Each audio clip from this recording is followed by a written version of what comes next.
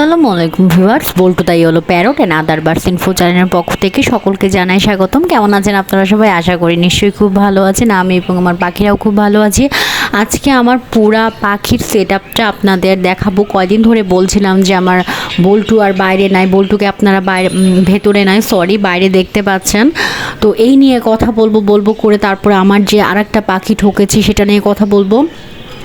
এই একেবারে সব এই ভিডিওতে আজকে আপনাদের সামনে সেগুলো সবগুলো নিয়ে এসেছি। এই দেখেন আমার এই পাখিগুলোর মধ্যে এত বন্ডিং হয়েছে, খুব ভালো লাগে। আর এই যে এইখানে আমি যে আমার যে ফিমেলটা মারা গেছিলো বেঙ্গলি ফিঞ্চের, তার সাথে আমি এই বাধ্য হয়েছি, আমার যেহেতু খাঁচা ছিল না আর কি, এই জন্য এই ফিমেল জাভা পাখিটাকে আমি রেখেছি, সিলভার জাভাটাকে।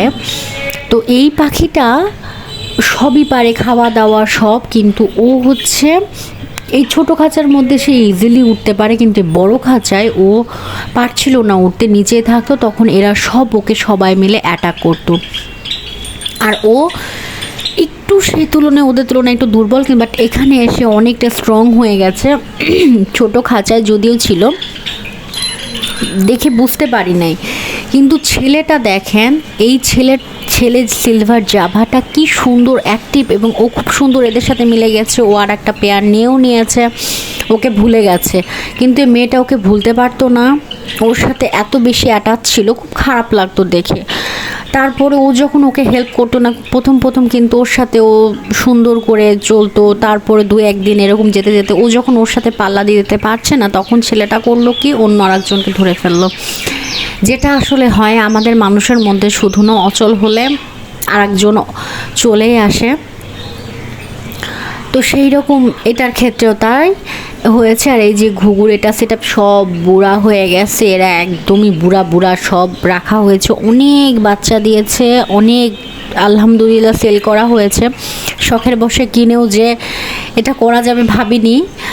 তো এই যে আর দুটোকে এখানে রেখেছি, এদের মাঝে মধ্যে ডিম দেয় না, বাচ্চা ফুটায় না এখনও, কারণ ওদের বয়স হয়ে গেছে তো, কিন্তু ওদের ইচ্ছাটা আছে, ওই জন্য ওদেরকে আলাদা রেখেছি, একটা পেয়ার থাক।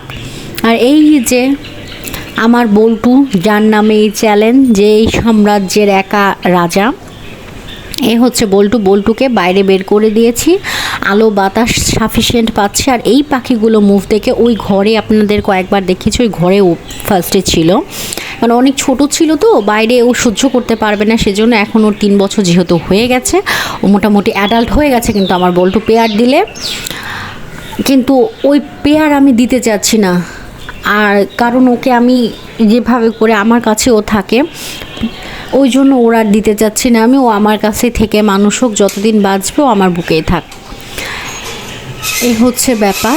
তো ওকে, ও ডিপ্রেশনে চলে গেছিলো, আমি বারে বললাম, সলিউশন আমি পাচ্ছিলাম না। তারপরে আস্তে সুস্তে এই যে দেখেন, ওকে ট্রেনিং দেওয়া হয়েছে, ওকে কিন্তু খাঁচা খুলে রাখলে ও সুন্দর করে গুড়গুড় করে বের হয়ে এই যে এখানে চলে আসে। ওর খাবার দাবার এখানে রেখে দিব এখন আমি, এই যে পানিটা রেখে দিলাম, আর ও গুড়গুড় করে চলে আসবে। এই দেখেন বারান্দা খোলা, এইটাতে আমি এখন করব কি, মশারি দিয়ে দিব। এই যে মশারি দিয়ে দিলাম, চারপাশে ক্লিপ আটকায় দিব, কারণ দেখেন উড়ে যাবে না, বাট ভয় পেলে যদি উড়ে যায়, এই রিস্ক আমি নিতে চাই না। আমি মশারি দিয়ে ক্লিপ আটকায় দিই, আবার মশারিটা তুলে রাখাই, কম দামে সস্তায় আর কি এই জিনিসটা। এই যে যতটুকু ফাঁকা ছিল আমি পর্দা টেনে দিলাম, একেবারে সিল করে ফেললাম। এখন এই দেখেন আমি এগুলো করতে করতে বল্টু বেটেও বের হয়ে গেছে। এখন ও বের হয়ে ও সুন্দর করে উড়ে চলে যাবে, সুন্দর করে একাই উড়ে চলে যায়। ও দরজা খোলা পেলে ও বের হয়ে যায়। এক সময় এরকম হয়েছে বহুবার যে আমি ভুল করে দরজা লাগাইনি, ও বের হয়েছে, গোটা বাড়ি দাপকায় বেরিয়েছে, আমার শাশুড়ির সাথে খেলে বেরিয়েছে, এরকম বহুবার হয়েছে। 2-3 ঘন্টা এরকম ছিল, একবার হয়েছিল, আমার হাজবেন্ড বাসাতে ছিল না, আমিও ছিলাম না, তাড়াতাড়ি করে বাইরে গেছিলাম, আর ওর দরজাটা লক করিনি। ও বের হয়ে আমার শাশুড়ির সাথে খেলাধুলা করে, তখন আমার শাশুড়িকে আর ঠেকনা মারেনি, আমার শাশুড়ির উপর চিল্লায়নি, সুন্দর করে সে খেলা করেছে, করে আমার শাশুড়ি ওকে লাঠি দিয়ে কোনোভাবে ঘরের মধ্যে ঢুকিয়ে রেখেছিল। আর এই যে দেখলেন কি সুন্দর